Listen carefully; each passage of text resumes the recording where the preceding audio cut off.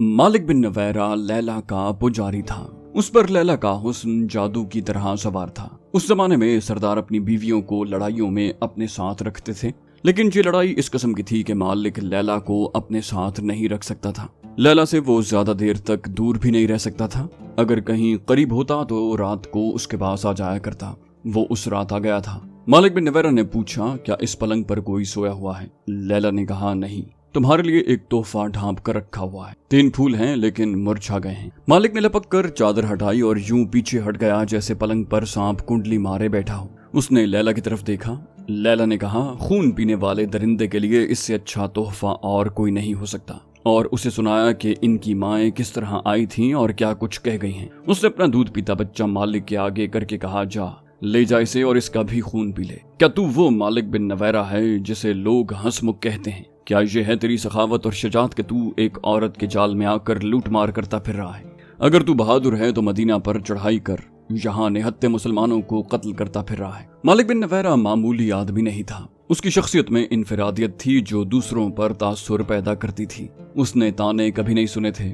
उसका सर कभी झुका नहीं था। लैला ने उसे खामोश खड़ा देख कर कहा, क्या ये है तेरा गुरूर? क्या तू इन मासूम बच्चों की लाशों पर तकब्बुर करेगा? एक औरत की खातिर एक औरत ने तेरा गुरूर और तकब्बुर तोड़कर तुझे कातिल और डाकू बना दिया है। मैं अपने बच्चे को तेरे पास छोड़कर जा रही हूँ, पीछे से एक तीर मेरी पीठ में उतार देना। मालिक बिन नवैरा गरज कर बोला, लैला। मगर वो बुझ कर रह गया और मुजरिम सी आवाज में कहने लगा, मैं किसी औरत के जाल में नहीं आया। लैला ने कहा, झूठ ना बोल मालिक, मैं जा रही हूँ। सजा को यहाँ ले आ। ये याद रख ले, तेरी सरदारी, तेरी खूबसूरती, तेरी शायरी और तेरी खूंखारी तुझे इन मरे हुए बच्चों की माओं की आहों और फरियादों से बचा नहीं सकेंगी। ये तो सिर्फ 3 लाशें हैं। बस्तियों को लूटते मालूम नहीं कितने बच्चे तेरे घोड़ों के कदमों तले कुचले गए होंगे। तू सजा से नहीं बच सकेगा। तेरा भी खून बहेगा और मैं किसी और की बीवी होंगी। मालिक बिन नवैरा ने यूं चौंक कर लैला की तरफ देखा जैसे उसने उसकी पीठ में खंजर घोंप दिया हो। वो आहिस्ता आहिस्ता चलता बाहर निकल गया। मालिक बिन नवैरा रात भर वापस न आया। सुबह तुलू हुई। बताह जो बारौनक बस्ती थी एक ऐसे मरीज की तरह दिखाई दे रही थी जो कभी खूबरू जवान हुआ करता था। अब उसका चेहरा बेनूर और आंखों में मौत का खौफ रचा हुआ था। बताह की औरतों के चेहरों पर मुर्दनी छाई हुई थी। ये उस मार धाड़ का नतीजा था जो बनु तमीम में हो रही थी। सूरज की पहली किरणें आईं तो बताह की गलियों में डरी डरी सी दाखिल हुई। उस वक्त सूरज कुछ और ऊपर उठाया था जब बताह में हड़बौंग मच गई। बाज औरतें बच्चों को उठाकर घरों को दौड़ी गईं और अंदर से दरवाजे बंद कर लिए। कुछ औरतें अपनी जवान बेटियों को साथ लिए बस्ती से निकल गईं। वो कहीं छुप जाने को जा रही थी। बूढ़े आदमी कमाने और तरकश उठाए छतों पर चढ़ गए। बूढ़ों के अलावा जो आदमी बस्ती में थे उन्होंने बर्छियां और तलवारें निकाल ली। किसी ने बड़ी बुलंद आवाज से कह दिया था कि दुश्मन का लश्कर आ रहा है। दूर जमीन से जो गर्द उठ रही थी वो किसी लश्कर की ही हो सकती थी। बताह में जवान आदमी कम ही रह गए थे। सब मालिक बिन नवैरा के साथ दूसरे कबीलों की लड़ाई में चले गए थे। बताह में जो रह गए थे उन पर खौफ व हरास तारी हो गया था। लैला के घर में पलंग पर 3 बच्चों की लाशें पड़ी थी और वो अपने बच्चे को सीने से लगाए अपने कलानुमा मकान की छत पर खड़ी थी। वो बार बार अपने बच्चे को देखती और चूमती। वो शायद ये सोच रही थी कि बच्चों के खून का इंतकाम उसके बच्चे से लिया जाएगा। जमीन से उठती हुई गर्द बहुत करीब आ गई थी और उसमें घोड़े और ऊंट जरा जरा दिखाई देने लगे थे। बताह में किसी की आवाज सुनाई दी, होशियार, बनु यरबू खबरदार, जाने लड़ा दो, डरना नहीं। लश्कर गर्द से निकल आया और करीब आ गया। बस्ती के कई एक मर्द घोड़ों पर सवार हाथों में बर्छियां और तलवारें लिए आगे चले गए। उनका अंजाम जाहिर था, लेकिन उन्हें अपनी तरफ आते देखकर लश्कर की तरतीब में कोई फर्क न आया। आगे जाकर वो लश्कर का हिस्सा बन गए। उन्होंने नारे लगाए, अपने हैं, अपने हैं, मालिक बिन नवैरा है, लड़ाई खत्म हो गई है। बताह में से भी नारे गूंजने लगे। लोगों ने आगे बढ़कर अपने लश्कर का इस्तकबाल किया। मालिक बिन नवैरा कहीं भी न रुका। वो सीधा अपने घर के दरवाजे पर आया और घोड़े से कूदकर अंदर चला गया। उसे लैला सहन में खड़ी मिली। उसके दिलकश चेहरे पर उदासी थी और उसकी वो आंखें बुझी बुझी सी थीं जिन पर कबीले के जवान जाने कुर्बान करने को तैयार रहते थे। वो बोला, मैंने तेरा हुक्म मान लिया है लैला, लड़ाई खत्म कर दी है। हम एक दूसरे के कैदी वापस कर देंगे। मैंने सजा से ताल्लुक तोड़ लिया है। इस फूल से चेहरे से उदासी धो डालो। लैला उदास बैठी रही। मालिक ने उसे बहलाने की बहुत कोशिश की, लेकिन लैला का चेहरा बुझा ही रहा। लैला ने कहा, मेरे दिल पर एक खौफ बैठ गया है। मालिक ने पूछा, कैसा खौफ? किसका खौफ? लैला ने कहा, सजा का, इंतकाम का। सजा अकेली रह गई। वकी बिन मालिक ने भी उसका साथ छोड़ दिया था। मालिक बिन नवैरा ने वकी से कहा था कि वो एक औरत के झांसे में आकर अपने कबीले पर टूट पड़े थे। सजा अपने लश्कर को साथ लिए नबाज की तरफ चली गई थी। पहले जब वो यमामा पर हमला करने गई थी, लेकिन मुसलमा के जाल में आ गई और मुसलमा ने उसे अपनी बीवी बना लिया। मालिक बिन नवैरा के गुनाहों की सजा शुरू हो चुकी थी। वकी बिन मालिक जो उसका दस्ते रास्त था, उसका साथ छोड़ गया और मुसलमानों से जा मिला। मालिक बिन नवैरा ने उसे रोका था। मालिक ने वकी से कहा था, अगर हम दोनों अलग हो गए तो मुसलमान हमें कुचल कर रख देंगे, हम दोनों मिलकर उनका मुकाबला कर सकते हैं। वकी ने कहा था, हमें जिंदा रहना है मालिक। मदीने की फौज का मुकाबला किसने किया है? गतफान हार गए, तई हार गए, बनु सलीम, बनु असद, हवाजन, कोई भी मुसलमानों के आगे न ठहर सका। फिर सब इकट्ठे हुए और उम्मे जिमल सलमा को भी साथ मिला लिया। क्या तुम नहीं जानते मालिक, अल वलीद के बेटे खालिद ने उन्हें किस तरह भगा दिया है? सलमा कत्ल कर दी गई। मुसलमान हमें मुसलमानों का खून माफ नहीं करेंगे। तमाम कबीलों को शिकस्त देने वाला खालिद वापस मदीना नहीं चला गया, वो बजाखा में है। दूसरी तरफ मुसलमानों का माना हुआ सिपाह सालार उसामा है। उन दोनों में से कोई भी किसी भी वक्त यहाँ का रुख कर सकता है। उनसे खून माफ करवाने का एक ही तरीका है कि मैं उनकी इताअत कबूल करके उन्हें अपने कबीले की ज़कात और महसूल अदा करता रहूं। मालिक बिन नवैरा कोई फैसला न कर सका। खालिद बिन वलीद रज़ी अल्लाह अन्हु तक इत्तला पहुंच चुकी थी कि मालिक बिन नवैरा को रसूलुल्लाह सल्लल्लाहु अलैहि वसल्लम ने अमीर मुकर्रर किया था, मगर उसने ज़कात वगैरह वसूल करके मदीना न भेजी और लोगों को वापस कर दी। जासूसों ने खालिद रज़ी अल्लाह अन्हु को मालिक का एक शेर भी सुनाया। उसमें उसने रसूल करीम सल्लल्लाहु अलैहि वसल्लम के विसाल के बाद अपने कबीले से कहा था कि अपने माल को अपने पास रखो और मत डरो कि न जाने क्या हो जाए। अगर इस्लामी हुकूमत की तरफ से हम पर कोई मुसीबत आएगी तो हम कहेंगे कि हमने मोहम्मद सल्लल्लाहु अलैहि वसल्लम के दीन को कबूल किया था, अबू बकर के दीन को नहीं।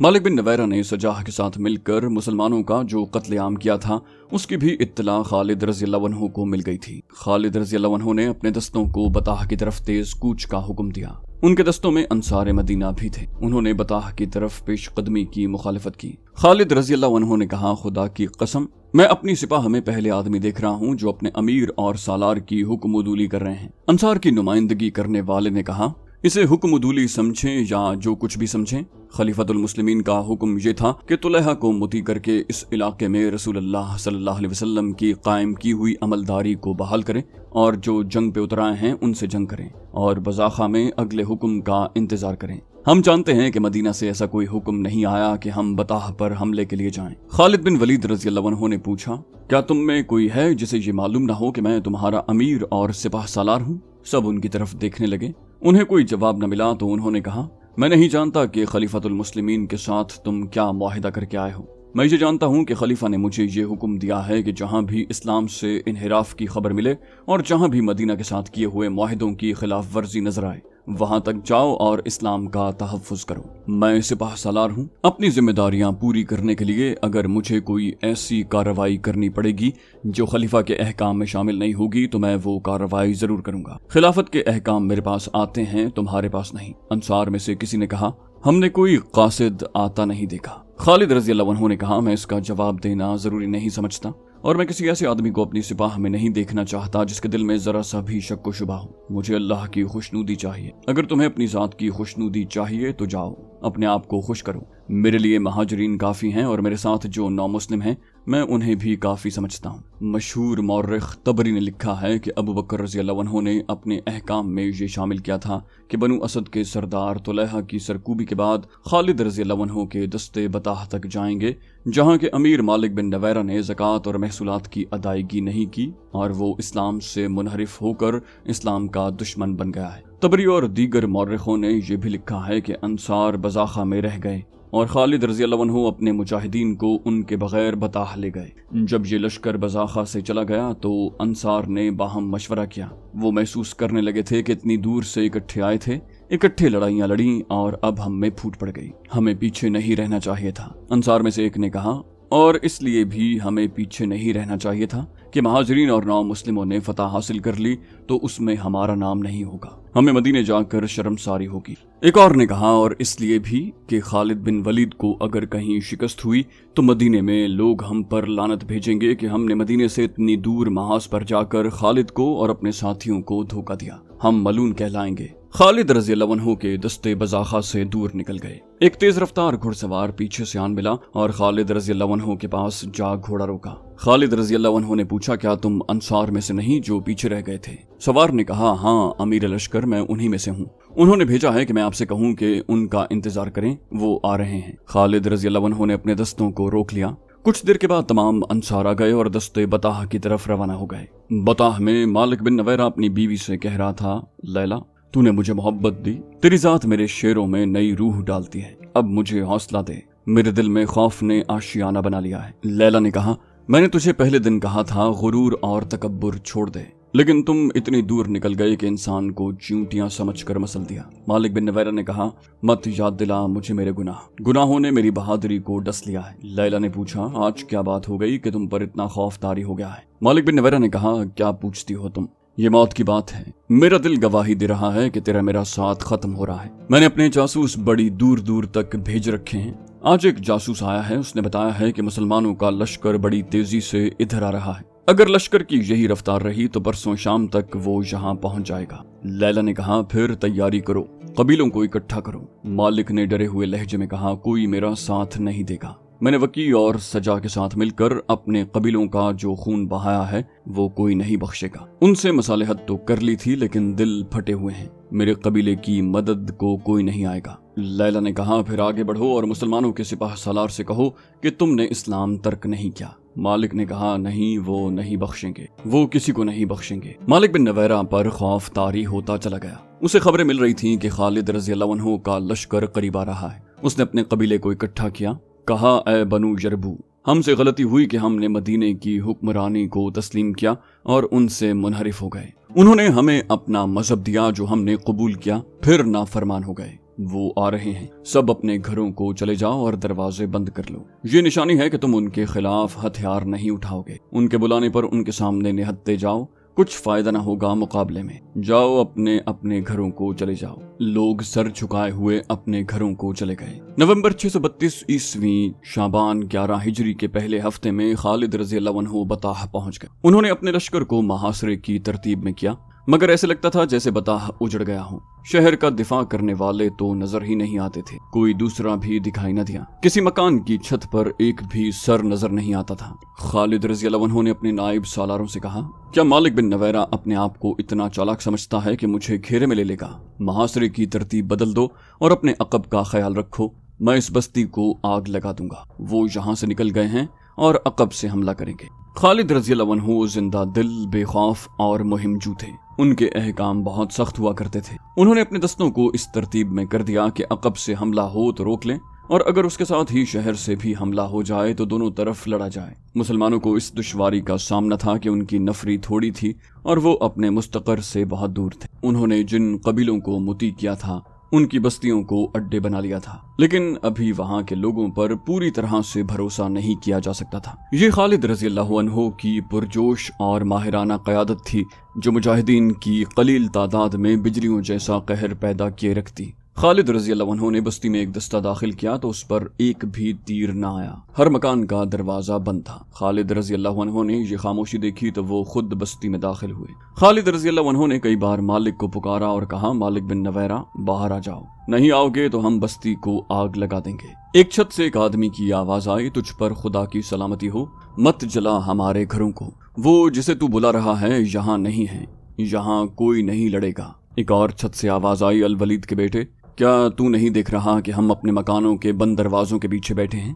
क्या मदीने में ये रिवाज नहीं कि बंद दरवाजा एक इशारा है कि आ जाओ, हम तुम्हारे खिलाफ हथियार नहीं उठाएंगे? खालिद रज़ी अल्लाह अन्हु ने कहा, बेशक मैं ये इशारा समझता हूँ। मकानों के दरवाजे खोल दो और बाहर आ जाओ। औरतों और बच्चों पर जबर नहीं, उनकी मर्जी है बाहर आएं या ना आएं।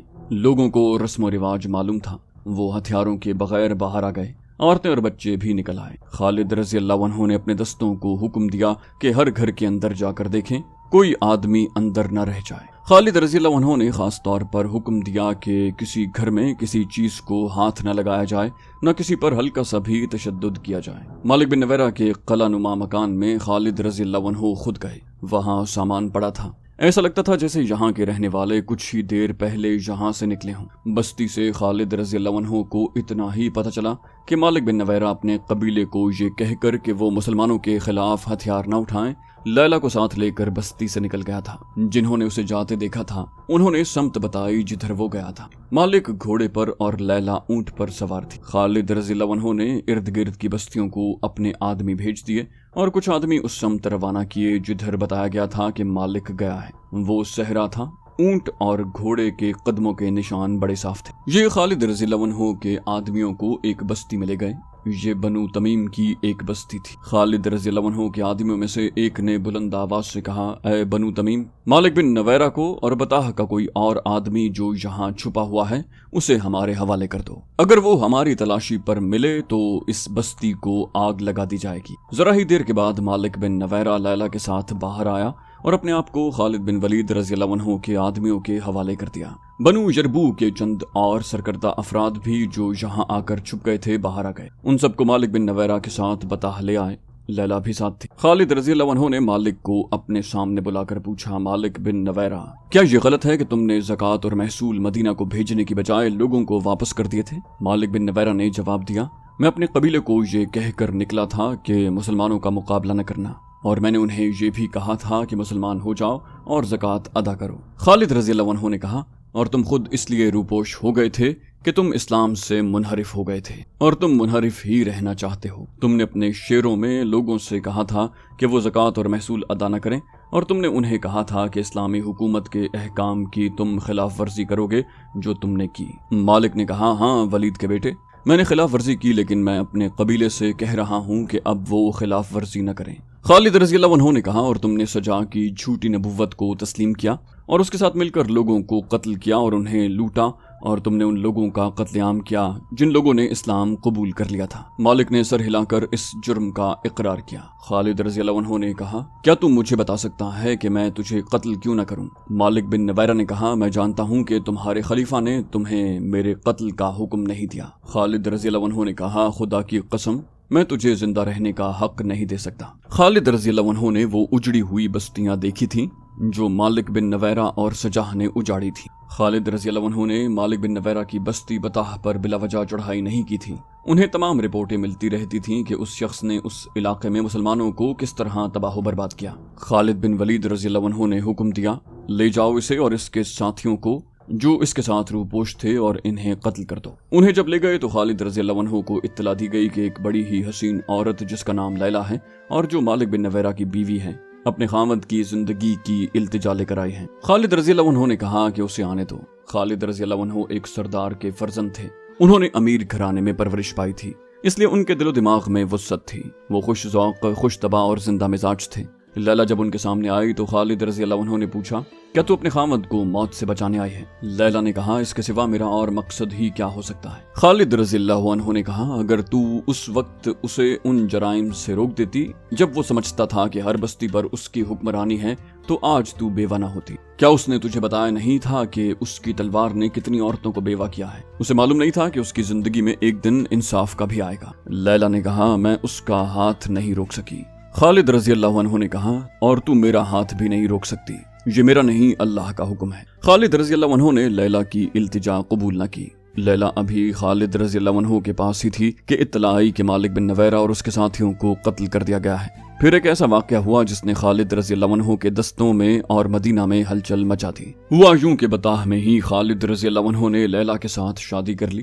انصار مدینہ اس شادی پر بہت برہم ہوئے۔ ابو قتادہ انصاری نے قسم کھائی کہ وہ آئندہ خالد رضی اللہ عنہ کی قیادت میں کبھی کسی لڑائی میں شریک نہیں ہوں گے۔ اعتراض کرنے والے یہ کہتے تھے کہ خالد رضی اللہ عنہ نے لیلا کی خوبصورتی سے متاثر ہو کر اس کے خاوند مالک بن نویرہ کو قتل کیا کہ لیلا کے ساتھ خود شادی کر سکیں۔ خالد رضی اللہ عنہ کے حق میں بات کرنے والوں نے کہا ہے کہ خالد رضی اللہ عنہ نے مالک بن نویرہ اور اس کے ساتھیوں کو قید میں ڈال دیا تھا اور انہیں مدینہ بھیجنا تھا۔ رات بہت سرد تھی۔ خالد رضی اللہ عنہ کو خیال آیا کہ قیدی سردی سے ٹھٹر رہے ہوں گے۔